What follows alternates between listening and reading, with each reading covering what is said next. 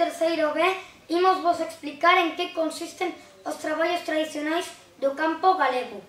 En primeiro lugar, vamos a falarvos dos cereais que se cultivaban, logo da aceitura, do acarrexo, a malla, o aventado, as comidas e, por último, recitaremos uns refráns e cantigas.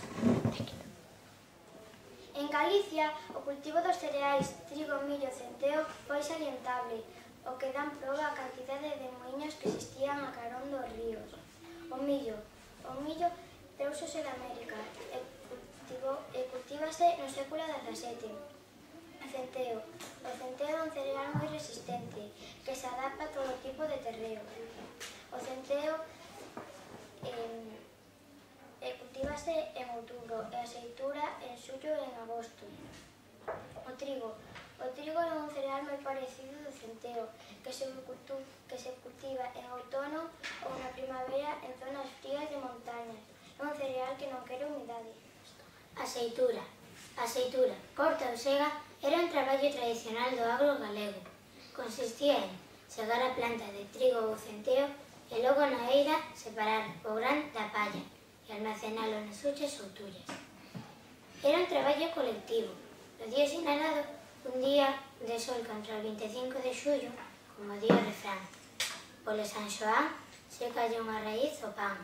Polo San Pedro, sécalle a do medio. E polo Santiago, fouciños o agro.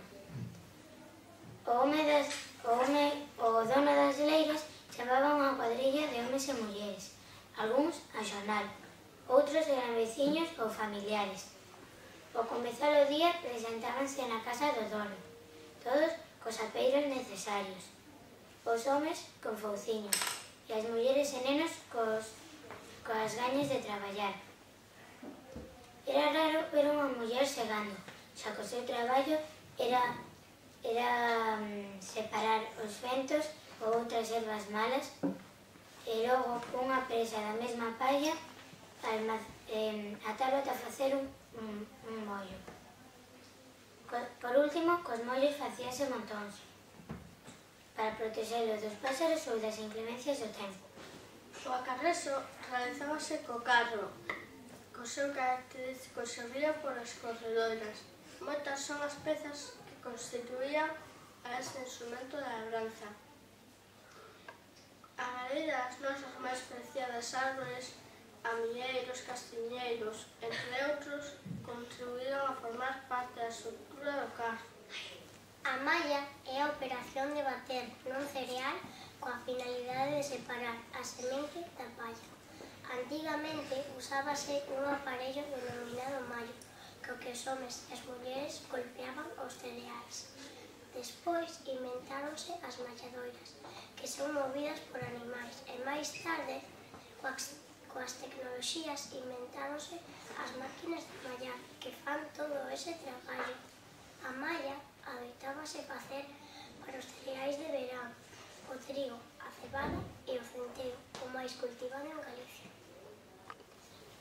Tras a trilla, facíase a limpa por medio do aventado, que consistía en lanzar ao aire a mestura de gran e palla obtida. A brisa máis liseira era capaz de tirar a palla nun lugar, mentres que o gran caía no mesmo sitio. As comidas. Todas estas labouras da aceitura levaban consigo un gran desgaste de enerxías que se reparaban coas comidas. Comezábase coa parva, ao erguerse moi cedo. Consistía nunha copiña de aguardente para os homens, mentres as mulleres tomaban unha cunca de leite con pan esmigallado. Viña despois o almorzo, con pan e queixo. Despois, o xantar, que tiña como de elemento principal carne de porco, cachelos con bacallao e ás veces torradas rebozadas. E todo iso acompañado de viño. Despois viña a merenda, que aproveitábase o sobrante do xantar, o mesmo que na cea.